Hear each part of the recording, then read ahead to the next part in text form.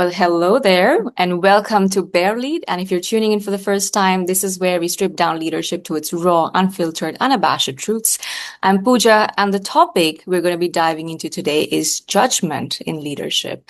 My guest is Claudia Hopman, and it's a pleasure to have you on BareLead, Claudia. Thank you. Great. Before we dive into the theme, it would be amazing if you could share a little bit about your amazing experiences.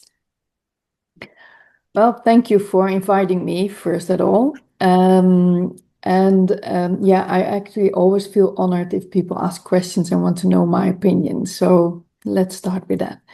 Yeah, what did I do? Well, I'm 55 and I worked for more than 30 years. So the first 15 years were in the corporate world. The last 20 years as a entrepreneur. Started 5 organizations. I'm still leading a company and a foundation. I'm a consultant for other organizations, and next to that, doing my PhD as a part-time business executive. And the 3 main things I do as an entrepreneur is working as a professional coach in executive coaching, working as a consultant, as I said, and actually the thing that's most at my heart or my passion is working on leadership, and then especially working on global women leadership. So yeah, I did a global research starting in 2010-11, and that became a whole movement actually. So I published a book and a documentary film. It's now a foundation with a team of 15 people and a collaboration for 13 years with United Nations in several departments within United Nations. And yeah, I'm actually proud of that. Yeah. I mean, it's the first thing that strikes out when I also look at your profile. I think when a person lives it, it's obviously probably a little less extraordinary, but from the outside looking in, I think it's incredible. So thank you so much for sharing your journey. And how did you arrive at leadership in your field? Because, it's one thing to progress as an individual contributor. It's another thing to take charge and become a leader. So how did you arrive at that? Yeah, that's a good question, actually.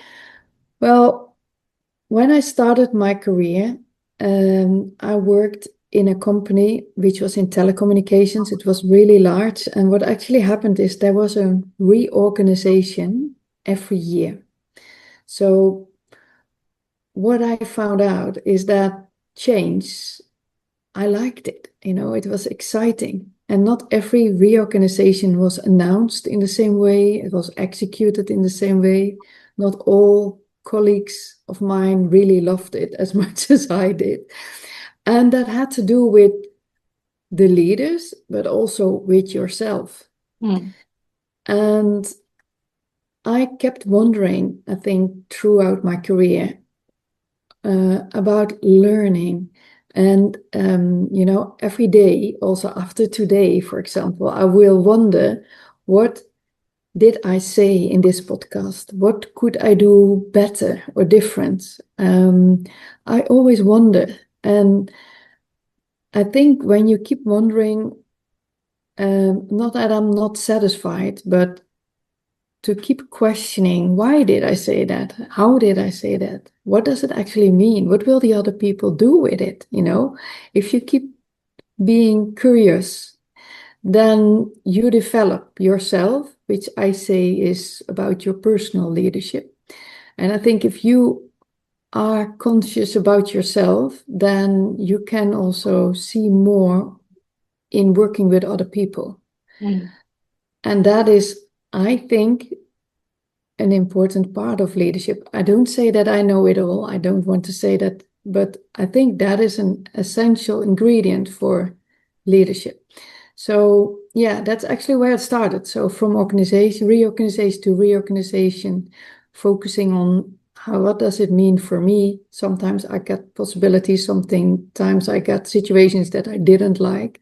And then you also need to think of, okay, I don't like it. Do I need to learn to embrace this new situation, or do I not accept? And what does that mean? Can I change my position within the same company? Do I need to go? What do I actually do? Yeah. And yeah, you are the leader of your own life. So you have to think about it. Not everyone does it the same way, and that's also fine. That's also fine. But that is how it started for me. Yeah, thank you. I think the key word there for me is curiosity about yourself and also about other people around you. I think when you're curious, you also get a lot of information, you get a lot of inputs, and I think it's up to you then to also decide how to move forward, which you also address. So, what is judgment in leadership to you? Yeah, judgment.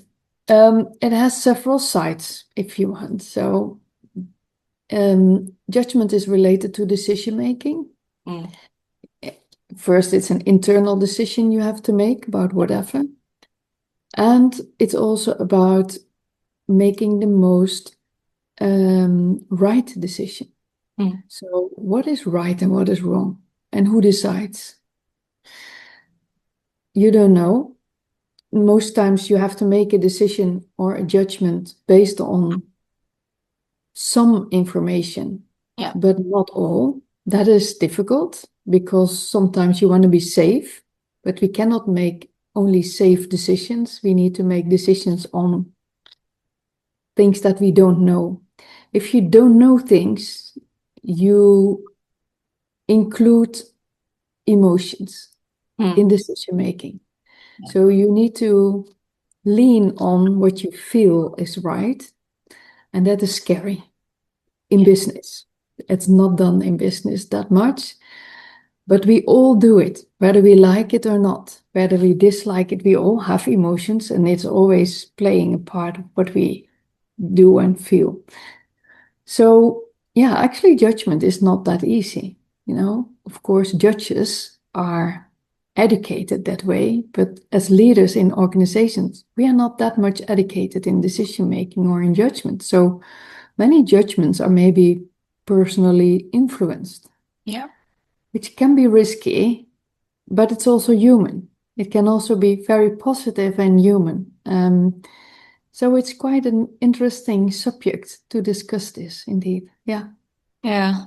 I like what you mentioned about not having the full picture and the role of emotions because I also run strategy sprints with leaders.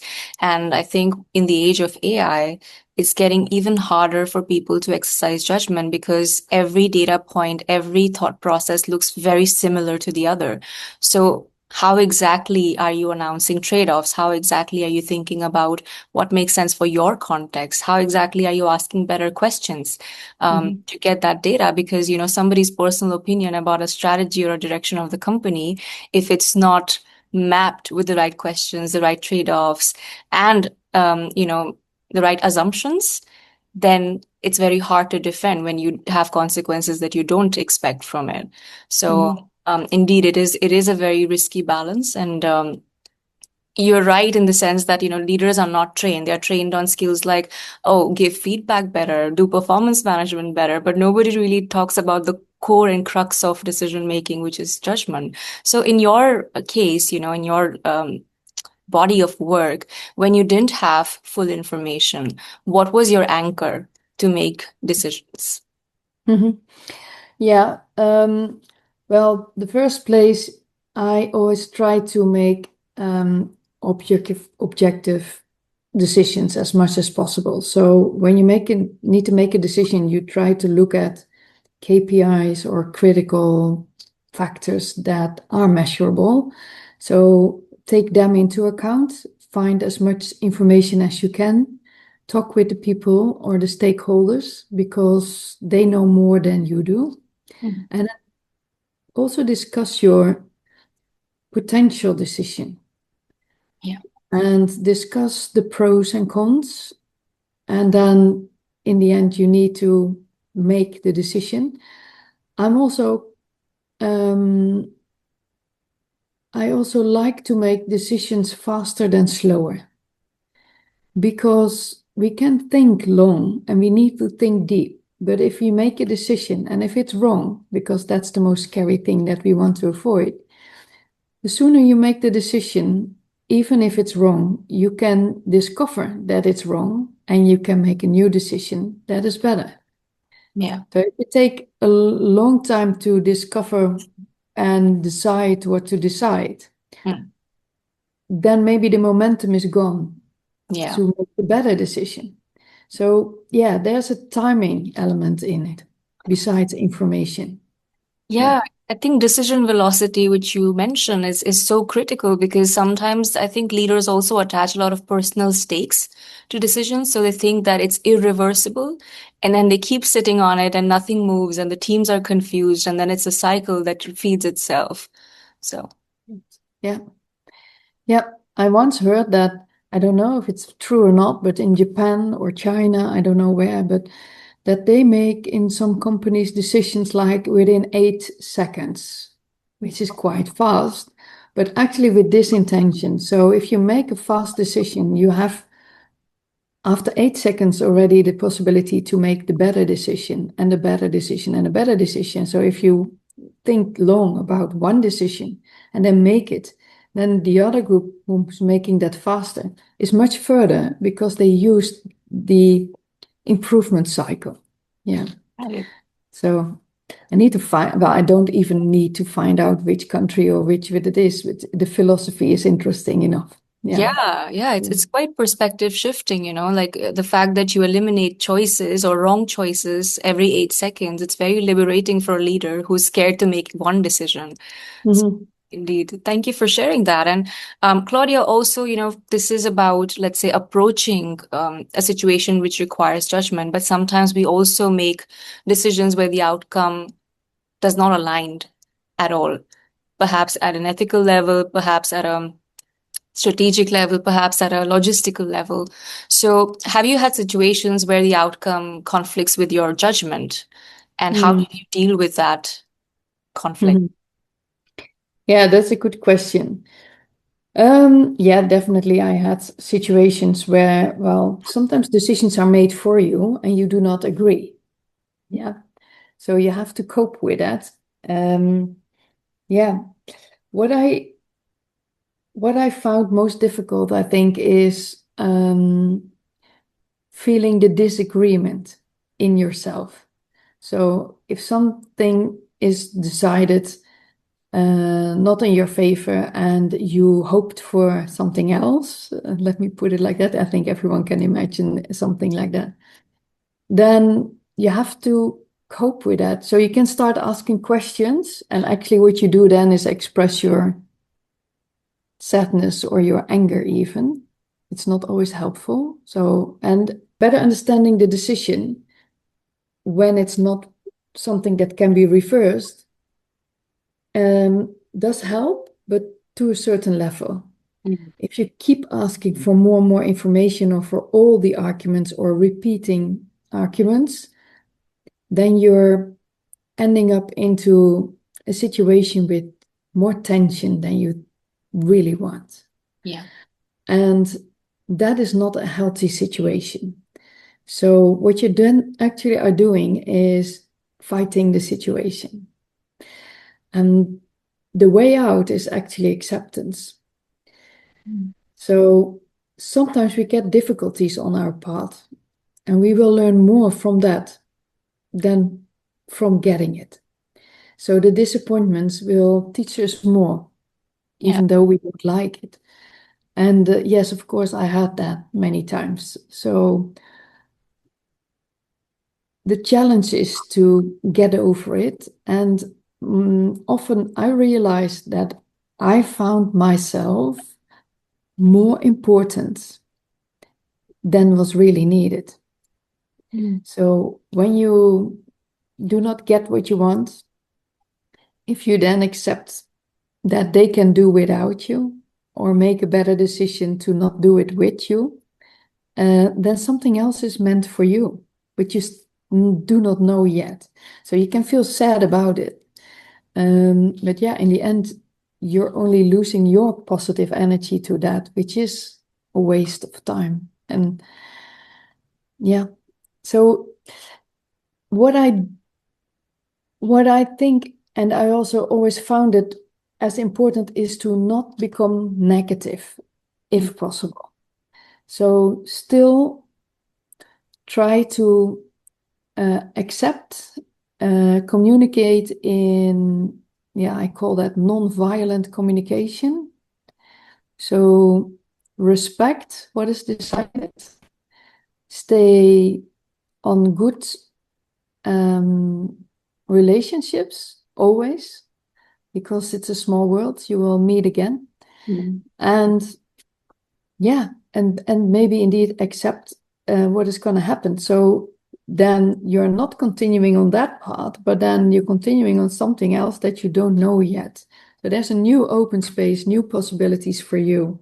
And it's sometimes safer to stay where you knew how things were and where you wanted to stay. But sometimes life is having other plans, maybe better plans than you dare to think about. Yeah. So, It's very powerful because it's so relatable. Also personally for me, because sometimes I think when we are in an organization or in a larger construction and we put in our heart and soul and everything into something, and if it doesn't work out, of course, it feels very personal, like you've been personally pushed in a direction and you're trying to make things better. But I think we also kind of believe that we are indispensable. And I think that's the root of a lot of disappointments for a lot of people. And like you mentioned, the redirection takes you in places that you couldn't even imagine for yourself. But in that space between making that switch, it's very hard. It's very hard to not become negative. But I think with perspective and with time, it probably gets better. yeah, yeah. So, Claudia, also, as a leader, there are always situations where your principles can be challenged by the context or it doesn't match the context. So, and you still have to make a decision. So, how do you strike that balance between the two? You mean when I and my principles do disagree? Yeah, with the context. Yeah. Yeah. Well, actually, what I do, of course, I will not give the answer like you need to discover in yourself, and so because you know that answer. But what I do when I really don't know is I go to people. I do not have, I'm a coach myself for 20 years, but I do not have a coach for 20 years, the same person, but I go to people. I go to mentors, or for some questions, I go to specific people who have been there and who I trust. And I also have to say that I do not take information from everyone. So it's not a nice thing to say, baby, but or maybe those people could not convince me always. So that is done. Yeah, sometimes two people can say the same things, but Yeah. I only take it in from one or the other, which is strange, but that's what's happening. So yeah, if I don't know myself, I'm seeking for help how to cope with it. Sometimes I read, but that's not always the way. Sometimes I do other things because finding the solution rationally Mm. is not always the way. Yeah. So it can be sports, it can be participating in meditation, it can be all kind of coaching methods with constellations. I've done that a lot. Other ways, if you can work on rational level and emotional level, physical body, sports level, or spiritual levels, those are the four ways where we function at all, and where you also can find answers. So if I can't find it mentally, then it can be blocked emotionally, or I need to connect, like spiritually, I need to connect with the problem first before I can find the answer. So if I'm emotionally blocking a decision, then I never can get the right answer, or then never the right judgment. So yeah, working on those four levels make me more conscious about how to cope with it.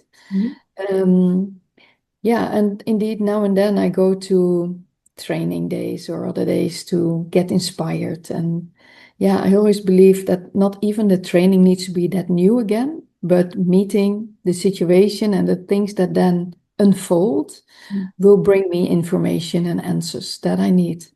Mm. Maybe this sounds very vague for leadership, God, it but just I it believe tells this me. works.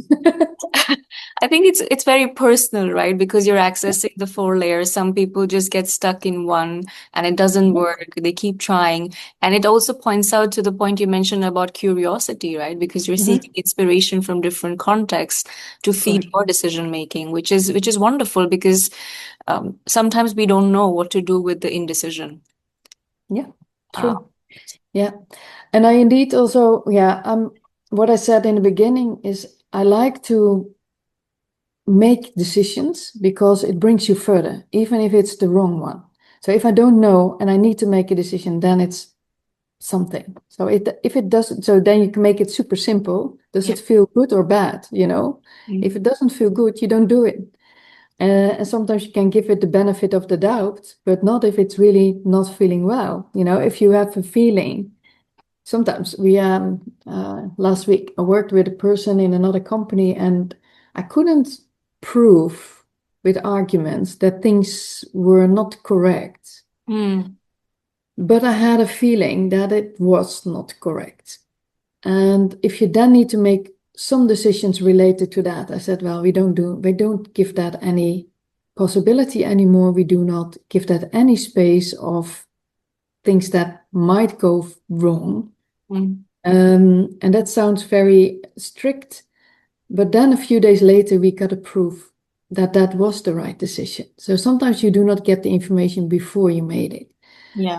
And yeah, I think that indeed yeah, that not rational, not mental part in leadership is important. Yeah. Yeah, indeed. And Claudia, I think you exercise good judgment. A lot of leaders want to exercise good judgment. They want to do better for the company and for the people, but sometimes good judgment also fails in practice. Hmm. Has that happened around you? Yes. Yes, yes, it does. Yeah. Yeah, I think you can see it. You can see it in the news. You Mm. can see, all things that become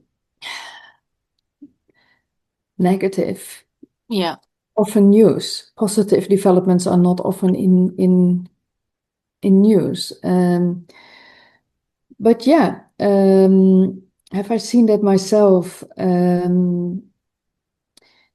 Yes, I've seen people make decisions to fight too long or to stay too long or to I often, I'm an entrepreneur. I've been in corporate world, so you can imagine maybe that a lot of people ask me, do I also need to start to become an entrepreneur or not? And then yeah, I do not always recommend to everyone to be that, but to explain why I did it yeah. or explain also what the good and the bad or difficult sides are.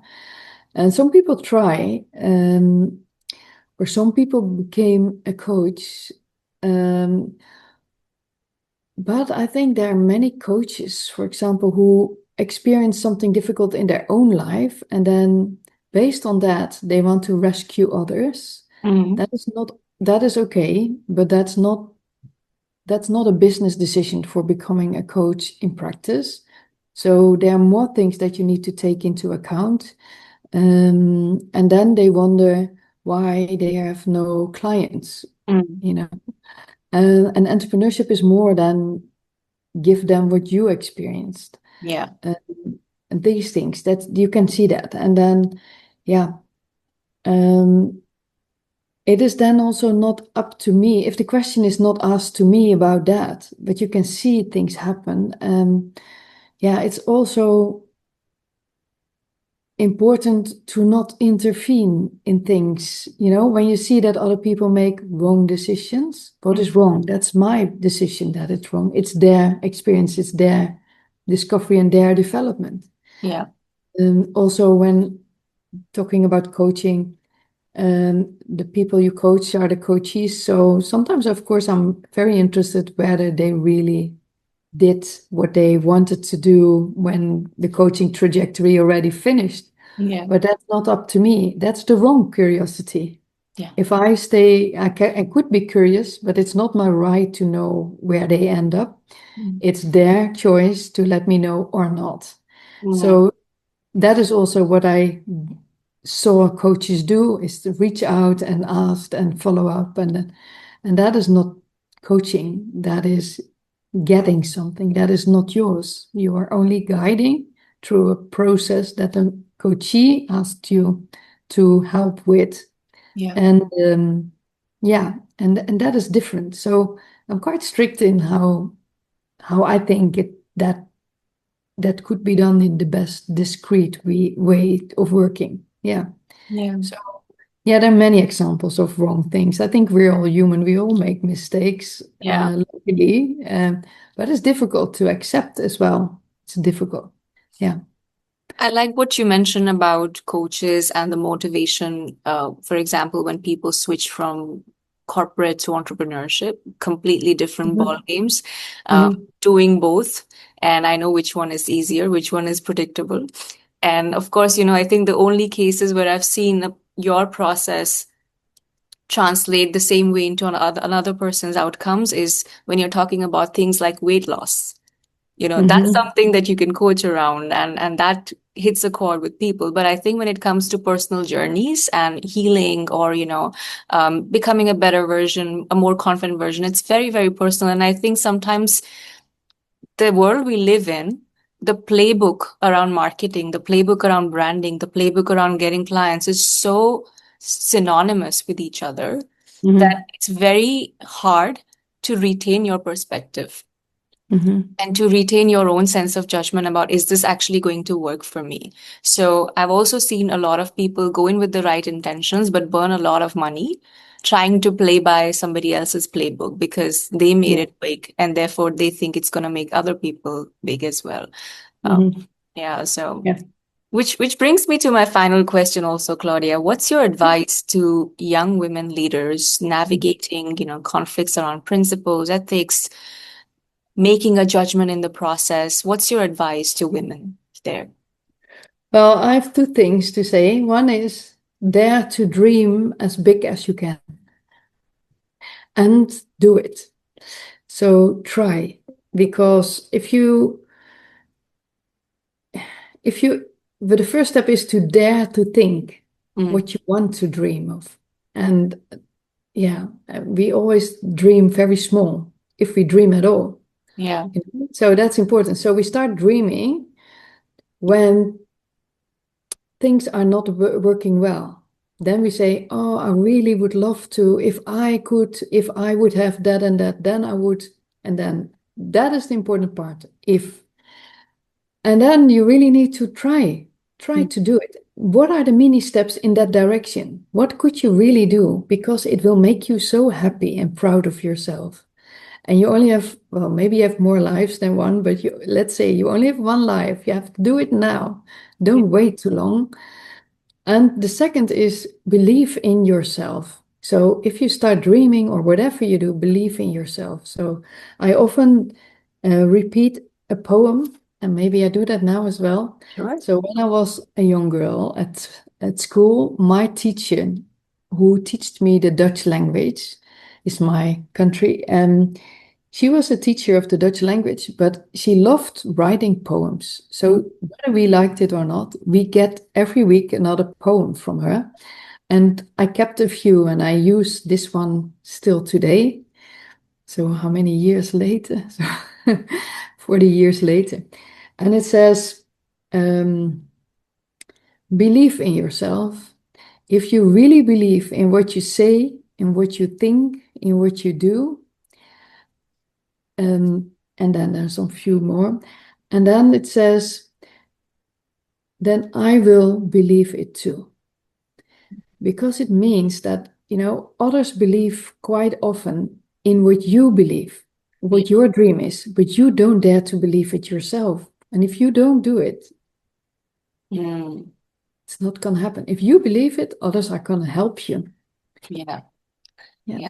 Yeah. It's very powerful because I think you said like your thoughts create your reality and also Correct. perception of your reality. Yeah. Yeah, amazing. Thank you so much for sharing that. I would love to get access to the full poem whenever you have time, because I Sure. think it's going to resonate with a lot of people. I think we are constrained by our own capacity to dream. So, your last words from this podcast, dare to dream and do it and believe in yourself. I think it's going to resonate with a lot of people. So, thank you. Thank you. This was very inspiring. Well, thank you too for your time, and I wish you all the best with those amazing podcasts. I really love the conversation, so thank you for that. Thank you. Really, really grateful. And thanks to everyone also for tuning into BareLead. If you love this conversation, you can follow our subscribers or leave us a review on Spotify or Apple Podcasts. I'm Pooja, and I'll see you next time for more raw, stripped down leadership truths. And until then, keep it real.